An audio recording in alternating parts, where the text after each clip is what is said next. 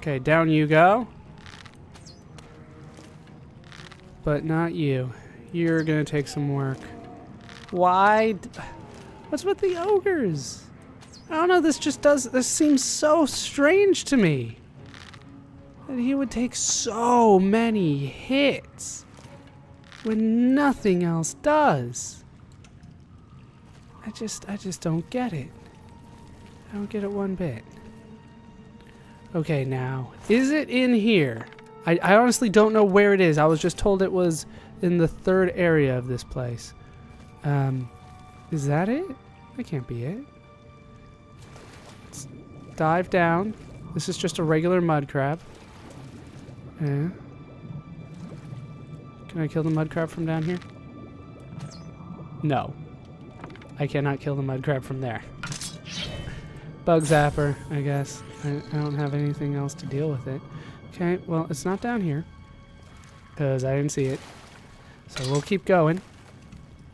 Where the hell is this thing, though? Holy crap. Why can I not see? There we go. Let's try to glitch our way. Is there nothing here? Doesn't seem like this is not the way I was supposed to go. So let's go back. God, that is foggy. So what is the way that I was supposed to go? I don't see another way forward from here. Did I miss something? Over there? What? Oh, it's under the water? Yeah, there we go. That's the way I need to go. Okay, we got another will-o'-the-wisp. Shit, he's a lot closer than I thought. It's hard to tell with a ball of light. Spriggan sees me.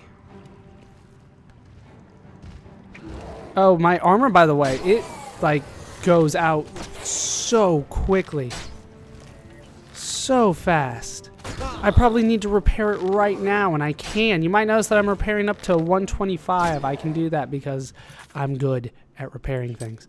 Let's repair.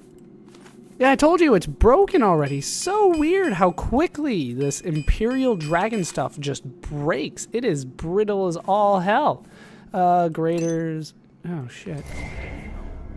There we go. That'll do. A couple of those. That one there. We're good. How many do I have? Shit, I only have 18 arrows. Luckily, I brought my bug zapper along with me. Where is this thing?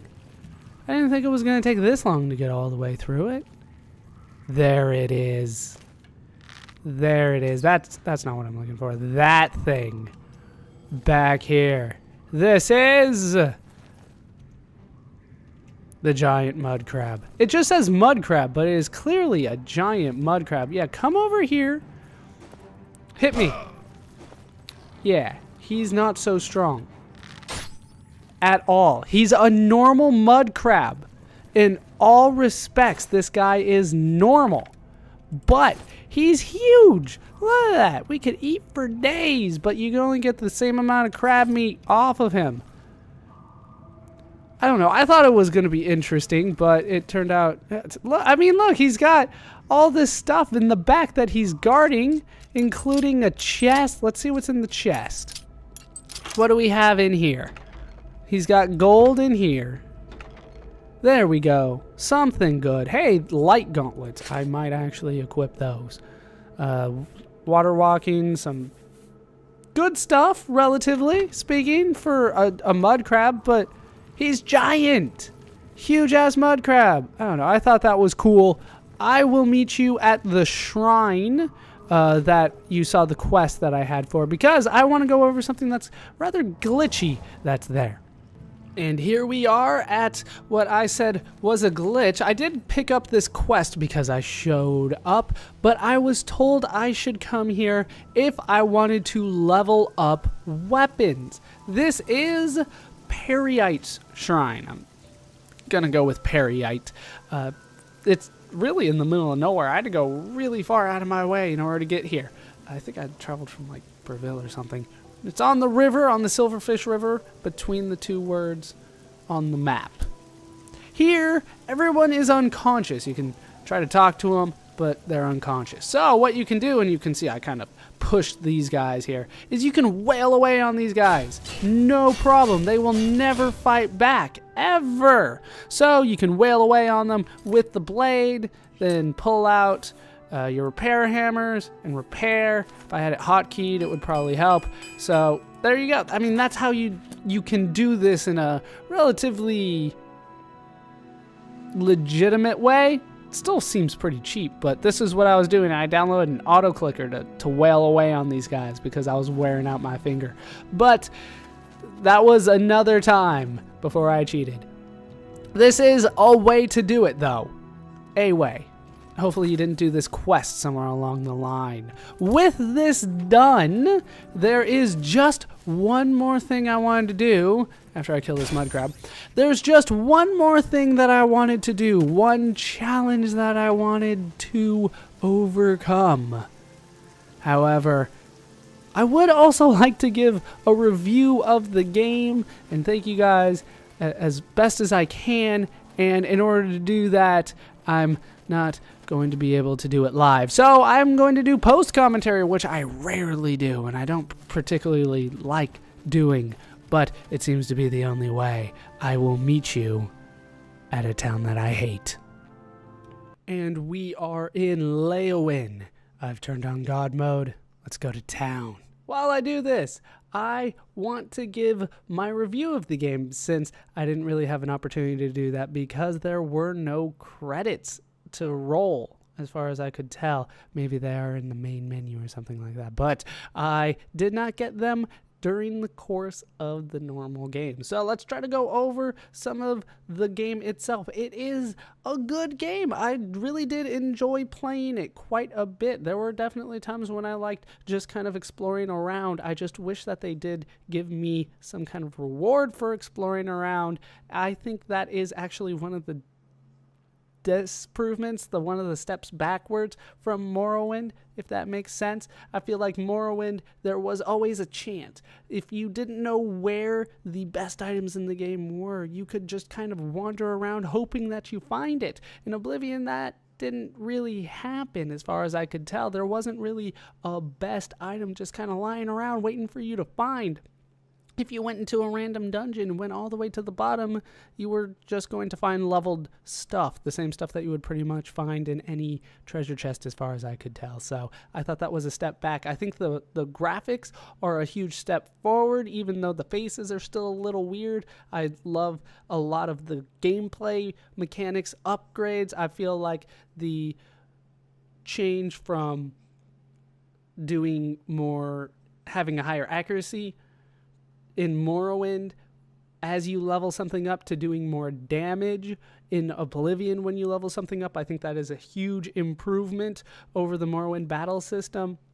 But I feel like Oblivion was less of a fleshed out world. It definitely felt like not as many people had interesting stories. I don't know. Maybe that's just me. Maybe I didn't fully explore all the different parts of Oblivion, but it felt like a lot of times it didn't really matter what people were, if that makes sense. It didn't matter if they were beggars or anything like that. They just didn't really have that much to say as much as they did in Morrowind, even though I understand the reasoning for that. It is a lot of times due to the fact that they had to voice act a lot of things. Pretty much everything in this game was voice acted, if I remember correctly, outside of the quests. Everything that a character said had to be said by a real person. As a result, they can't really afford as much in terms of dialogue for all the characters. And I understand that. I do. But at the same point, I do kind of miss that should I have talked to a random person in Morrowind, I could get at least some sense of who they were, although that's kind of more me looking back on it with rose-shaded glasses, if that makes sense, because Morrowind, even though I felt that way, it wasn't really true, because when you talk to people, they pretty much had a set standard of what they were going to say, even though it felt like they could say something new and interesting. I don't know. Maybe I'm just comparing the two too much. Overall, graphics are good. Sound, I thought, wasn't nearly as good in this game. I think that the battle music was kind of slow to pick up. So a lot of times I didn't know when I was in battle. I think the music is good, but I thought that Morrowind had it set a lot better. Maybe that's just me, even though I did have difficulties in both games trying to figure out when I was in battle and when I wasn't. In terms of the main quest, I think that, like most people told me when it came to Oblivion, that the main quest is the weak point of Oblivion. And I think I understand why. Even though the story is there, it's not really fleshed out that well. The story is really good, but it's really short when you take away the long Oblivion Gate quest that I had, where I had to go into, I think, 5 or 6 different Oblivion Gates to get the Transcendent Sigil Stone, and that was pretty much the big chunk of the main quest. There was other things that were being done, but that was maybe, half of the main quest was doing that. And I did love Sean Bean. I did love the ending. I just wish they kind of ended it, really, right there. I know I said earlier in the Let's Play that I hope that I am still able to play after the ending, but after I saw the ending and then there was nothing, I wish they had just ended it. I don't know. It definitely felt like I wasn't necessarily the main character at the end of the game. It felt like Martin Septim was the main character of the game, and he sacrificed himself, killing the head guy, killing the big bad guy.